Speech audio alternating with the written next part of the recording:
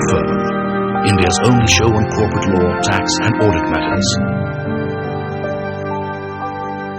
Hello and welcome to The Firm. On the show this week, Make in India versus Design in China. Who will win the IPR race? And it's a momentous change of guard. RBI will no longer regulate foreign investment in Indian equity. Our top story today was prompted by two significant events. One, that Prime Minister Modi was in China just last week. And two, that the Office of the US Trade Representative, the USTR, published its annual report in which India and China were yet again placed on the priority watch list for their alleged lax attitudes towards enforcement and protection of intellectual property laws. But don't India's intellectual property laws adhere to global IP standards? And over the years, what has China done to address their IPR problems? Also, as these two rising Asian powers continue to develop, is your IP safer in India or in China? Aayush Ailawadi finds out. India inherited an IP regime from the British in 1856 and in 1970 abolished patents on pharmaceutical products to boost growth in the sector. But when the government wanted WTO membership and access to the global market, it signed the Agreement on Trade-Related Aspects of Intellectual Property Rights, or TRIPS, introducing product patents for a duration of 20 years. Although China only jumped onto the IPR bandwagon in the 1980s by enacting patent and copyright laws, it hasn't taken its foot off the gas ever since. Today, China is a signatory to nearly all major international IP treaties, and China's patent office reviews the world's highest number of patent applications in a year. While the Indian government is pitching Make in India, China seems to have moved on to Design in China. Internationally, they are of course a member country of TRIPS and the Paris Convention, the Berne Convention, the PCT, which is the Patent Cooperation Treaty, and the Madrid Protocol. These are the main ones that most of the developed countries would follow for trademarks, for patents and designs, industrial designs. Our patent regime to a large extent is based on something called the Iyengar Committee report. It was a report fashioned, I think, in the 60s, by this judge who pretty much said that, well, if you're a developing country and you're a net importer of technology, you're better off with a slightly weak IP regime where you promote a bit more of imitation and then you move to a very strong IP regime. While that used to be China's approach as well, China has now shifted its focus on creating intellectual property. According to the World Intellectual Property Organization, over the last few years, China has ranked the highest in terms of patent applications filed, beating the US, Japan and Germany. Last year, more than 800,000 patents were filed in China. But in contrast, Chinese applicants filed only around 30,000 applications abroad. So the real question is, are more patent applications an indicator of more innovation? There are three types of patents in China. There are invention patents, utility model patents, and also design patents. And a large number of these patents that are filed by China or Chinese applicants are actually utility model or design patents. These are called petty patents in other countries that have them, like Japan, like Taiwan, or Germany or France. They have these kind of petty patents. These kind of patents are very, very cheap to file.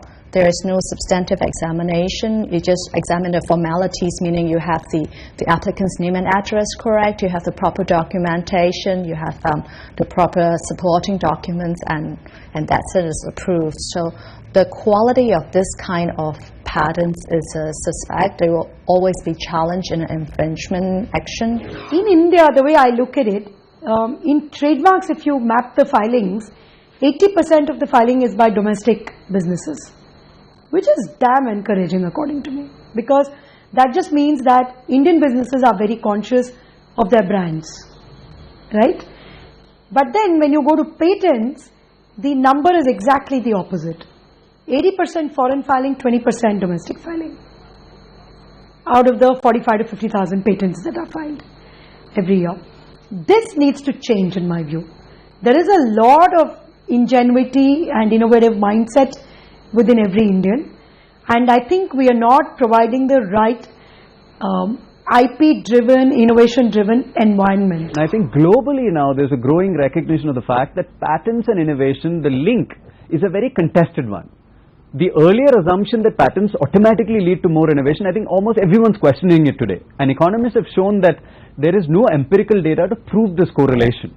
The Chinese government invests heavily in research and development.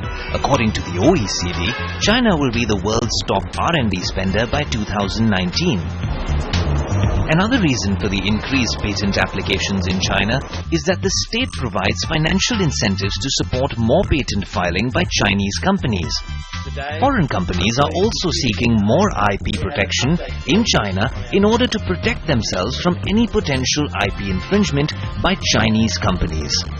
For companies that are involved in technology, they have a very strong support from the Chinese government in terms of filing patents abroad. They have subsidies, they have bank loans, they are able to pledge their patents in exchange for cash to do more research, to file more patents. So in that sense, the strong, not just the IPR laws, but the IPR support around the laws is very important to these kind of companies. The issue is not about funding, in my view. I think there needs to be funding towards creation of IP assets, right? There should be auditing of R&D expenditure. The minute you tie the expenditure to the IP asset creation, that's when you will see the accountability for the fund that is being actually spent. Right now, that is not happening. You need to do, the Indian government, even the private establishments, there needs to be more of a public-private partnership in research. Japan did the same thing much later on, just incentivized its own people to file more and more patents. And China is doing the same thing now. It's giving subsidies and a lot of incentives for domestic corporations to file, and that's why you see these fantastic numbers. China has also focused its efforts on IP enforcement. In the last year, China has set up 3 specialized fast-track courts in Beijing, Shanghai and Guangzhou. The country also boasts of 3,000 IP judges. Experts say that in China, trials in IP cases usually reach a verdict within a year, whereas in India, it can take nearly 3 to 4 years. Well, the specialized IP courts were only set up at the end of last year, November last year, so it remains to be seen whether the biggest impact of these IP courts is whether they will clear the cases faster or whether it's more for the quality of the judgments. I suspect it's the latter because IP trials in China do not take as long as the public perceives. If I give my own experience in the Delhi High Court, where we do a large number of patent cases in the High Court, we see at least about 600 to 700 suits filed on IP every year in the Delhi High Court. And I believe that the minute you start having specialized judges, it may result in delays, because at the moment we have 4 to 5 courts dealing with IP matters regularly. Every third case which comes in the High Court in the original side is an IP case. And so by allowing a large number of judges to decide IP cases, I think that you create a larger pool of knowledgeable judges in IP, right? But if you have very specialized courts, then the expertise also gets limited in that sense. Despite all these differences, the one thing that India and China have in common is the fact that the US brands both countries as IP violators. Now, is it protectionism or the lack of transparency that worries MNCs in these domestic markets? US concerns about India's IP regime range from music and film piracy to pharma patent policy. India's position on compulsory licensing and its refusal to evergreening MNC pharma patents has drawn wide criticism. TRIPS only says that you have to grant a patent to something that's inventive. But what is inventive is left to the country in question.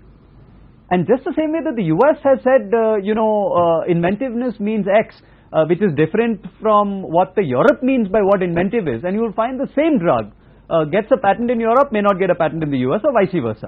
Irrespective of whether you're an MNC or a domestic company, contrary to the perception in the media, the Indian judicial system is extremely fair.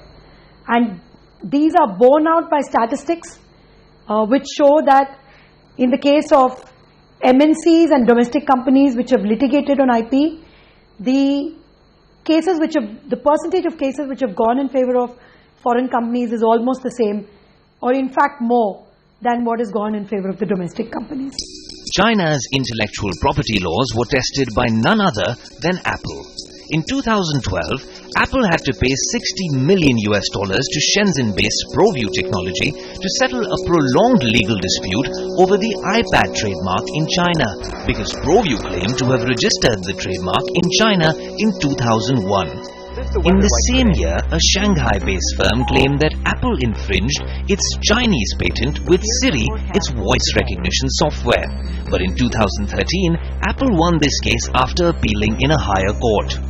The Apple case in China has actually very little to do with legal grounds or the legal system. The system is there. It was for a basic assignment of a trademark. So this happens in pretty much every country that has an IP system. A party owns a trademark. You can assign it to another party. Now in Apple's case, what they didn't do probably was that they didn't make sure that the party assigning it was the party who owned the trademark. There was no sort of big issue of fraud or anything. It's just that this company that was assigning it had separate subsidiaries, and the party who actually signed the documents was not the party on record as the owner of the trademark. So it was kind of like an administrative oversight almost. And because of that, the whole assignment was not upheld. So what Apple had to do to skip through all these layers of litigation was just basically to buy the trademark back. So it's not a reflection of China's lack of IP protection. It's not a reflection of how effective or ineffective China's IP system is. The allegation against China is that China is favoring the domestic player or the domestic champion at the cost of the foreign multinational that's coming into China. And I think again there's some truth to it, but almost every country does it. The United States does it. You know, when Apple had a problem with Samsung, I think there was a very clear indication that the US had an implicit bias in favor of Apple. It's interesting that while India's had an IP system in place for more than a century now, China has managed to get its act together in just 30 years of enacting its first intellectual property law. Even in this year's edition of the GIPC IP rankings, China ranks higher than India yet again.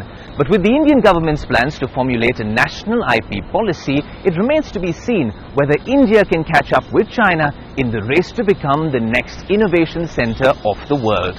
In Mumbai, Aayush Ailawadi. Well, we're eagerly awaiting for the government to release that final draft of the IPR policy. On that note, let's slip into a quick break. But when we come back, it's a momentous change of guard. RBI will no longer regulate foreign investment in Indian equity.